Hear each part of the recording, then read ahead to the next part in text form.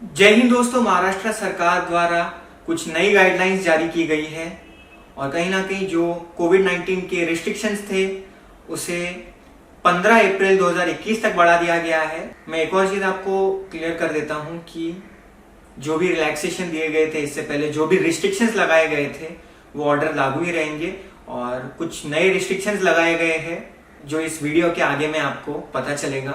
और चीज मैं आपको क्लियर कर देता हूं कि नाइट कर्फ्यू की बात चल रही थी, तो नाइट कर्फ्यू के दौरान गैदरिंग मना है और देखा जाए तो बहुत सारी चीजें बंद ही रहेगी, चाहे वो मॉल्स हो, सिनेमा हॉल्स हो, ऑडिटोरियम्स हो, रेस्टोरेंट्स हो, ये सब जगह बंद रहेगी और भी कई जगह बंद रहेगी रात के 8 बजे से लेकर सुबह के 7 बजे तक, 8 PM to 7 AM। यानी दुकानों के संबंध में गाइडलाइंस में कुछ कहा नहीं गया है, तो जैसा चलते आ रहा था वैसा ही चलते आएगा।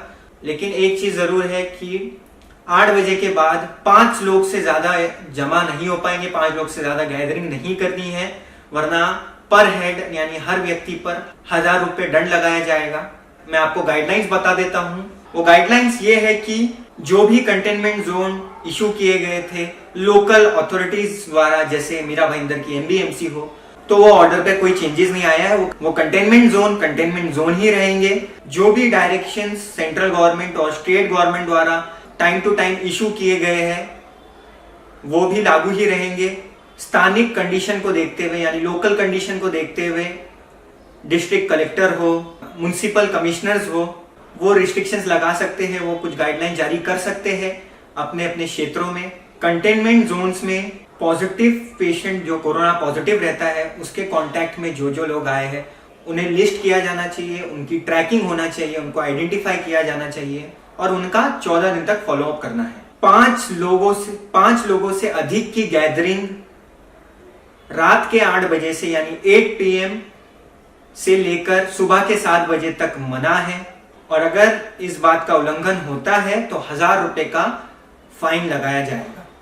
तीसरी गाइडलाइन ये है कि सभी पब्लिक प्लेसेस जैसे गार्डन्स हो गए, बीचेस हो गए, ये सभी जगह रात के 8 बजे से लेकर यानी 8 PM से लेकर सुबह के 7 बजे तक 7 AM तक बंद रहेगी। ये जो मैंने बातें बताया ये 27 मार्च के मिडनाइट से इफेक्ट में आएगा। कोई भी व्यक्ति अगर बिना मास्क के पाया जाता है तो उस पर 500 रुपए का दंड लगाया जाएगा और साथ ही साथ जो भी व्यक्ति पब्लिक प्लेस में थूकता हुआ नजर आएगा उस पर भी 1000 रुपए का दंड लगाया जाएगा। सभी सिनेमा हॉल, चाहे वो सिंगल स्क्रीन हो या मल्टीप्लेक्स हो, मॉल्स हो, ऑडिटोरियम्स हो, रेस्टोरेंट्स हो, ये सभी जगह रात के 8 बजे से लेकर सुबह के 7 बजे तक बंद रहेगी, यानी 8 PM to 7 AM तक ये सभी जगह बंद रहेगी और अगर इन बातों का उल्लंघन होता है तो आप पर कार्रवाई होगी।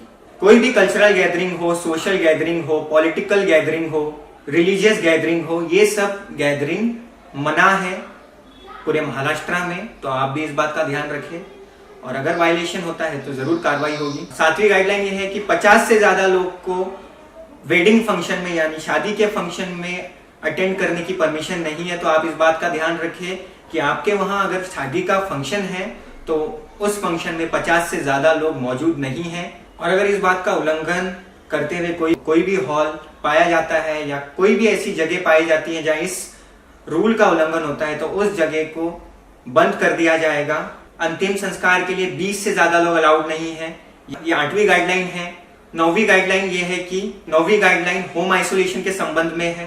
इस गाइडलाइन में इस बात का जिक्र है कि अगर कोई भी व्यक्ति होम आइसोलेशन में है तो लोकल अथॉरिटीज को इस बात की जानकारी रहनी चाहिए। साथ ही साथ जो भी डॉक्टर उस व्यक्ति को कंसल्ट कर रहा है उसकी भी जानकारी उसे लोकल अथॉरिटी को देना है। साथ ही साथ ये मेडिकल प्रोफेशनल की रिस्पॉन्सिबिलिटी है कि होम क्वारंटाइन के सभी प्रिकॉशंस लिए जा रहे हैं। होम क्वारंटाइन में जो भी पेशेंट है उस पेशेंट द्वारा, जहां पेशेंट होम क्वारंटाइन में है या होम आइसोलेशन में है उस लोकेशन पर 14 दिन तक बोर्ड लगाया जाएगा। होम क्वारंटाइन की जो स्टैंप है, जो सील है, वो लगाई जाएगी हाथ पर। जो पेशेंट होम क्वारंटाइन में उसके फैमिली मेंबर इस बात की कोशिश करें कि वो बाहर नहीं निकल रहे हैं और अगर निकल रहे हैं तो इस बात का ध्यान रखें कि वो सभी कोविड-19 की गाइडलाइंस का पालन कर रहे हैं और अगर होम क्वारंटाइन में या होम आइसोलेशन में जो भी व्यक्ति है वो किसी भी रूल्स या गाइडलाइंस का उल्लंघन करता है तो उसे कोविड-19 के सेंटर में एडमिट कर दिया जाएगा इमीडिएटली, यानी तुरंत। सभी प्राइवेट ऑफिसेस सिर्फ हेल्थ रिलेटेड ऑफिसेस और अन्य एसेंशियल सर्विसेज से जुड़ी ऑफिसेस को छोड़कर सभी प्राइवेट ऑफिसेस 50% कैपेसिटी के साथ ही ऑपरेट हो पाएगी। और अगर गवर्नमेंट ऑफिस है तो उस ऑफिस का हेड ये डिसाइड करेगा कि कितनी अटेंडेंस रहनी चाहिए ऑफिस में, और उस हेड को इस बात का ध्यान रखना पड़ेगा कि सभी कोविड-19 के प्रोटोकॉल्स फॉलो हो रहे हैं। मैन्युफैक्चरिंग सेक्टर फुल कैपेसिटी के साथ ऑपरेट हो सकते हैं, हालांकि सोशल डिस्टेंसिंग जितना ज्यादा पालन हो उस बात का ध्यान रखना भी जरूरी है। मैन्युफैक्चरिंग सेक्टर जो भी है वो इस बात का ध्यान रखे कि बिना मास्क के आप एंट्री नहीं दे रहे हो किसी को भी। टेम्परेचर मेजरिंग डिवाइस रहे ताकि आप टेम्परेचर चेक करो जो भी आ रहा है उसका।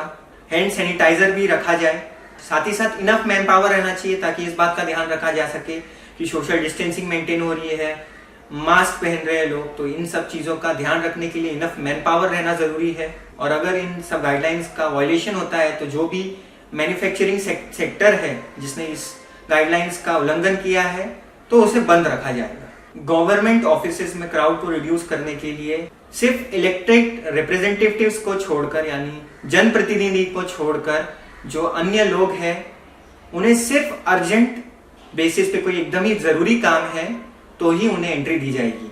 अलग अलग रिलीजियस प्लेसेस के मैनेजमेंट ट्रस्ट इस बात को डिसाइड करेंगे कि उनके वहां कितने लोग पर आवर आ सकते हैं, यानी कितने विजिटर्स आ सकते हैं, ताकि सोशल डिस्टेंसिंग का पालन हो सके। साथ ही साथ रिलीजियस प्लेसेस में भी टेम्परेचर चेक करना, सैनिटाइजर का यूज करवाना जो भी विजिटर आ रहा है, इस बात का ध्यान रखना जरूरी है।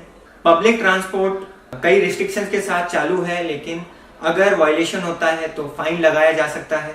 इसके अलावा भी एक दो गाइडलाइंस और है, वो टेस्टिंग के संबंध में है, ट्रेसिंग के संबंध में है, लेकिन ये कुछ जरूरी गाइडलाइंस थी जो मैंने बताया, जो सभी को पालन करना है, सभी आम जनता को पालन करना है, व्यवसाय से जुड़े अलग अलग व्यवसाय से जुड़े लोगों को पालन करना है। महाराष्ट्र में ये सब जो गाइडलाइंस मैंने बताया है इसका पालन किया जाएगा, और अगर इस बीच में कोई भी दूसरा ऑर्डर आता है तो मैं उसकी भी जानकारी आपको जरूर दूंगा।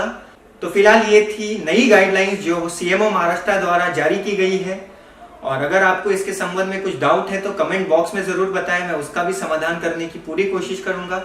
आप सब अपना ख्याल रखें, सभी को दुआओं में याद रखें। Thank you so much.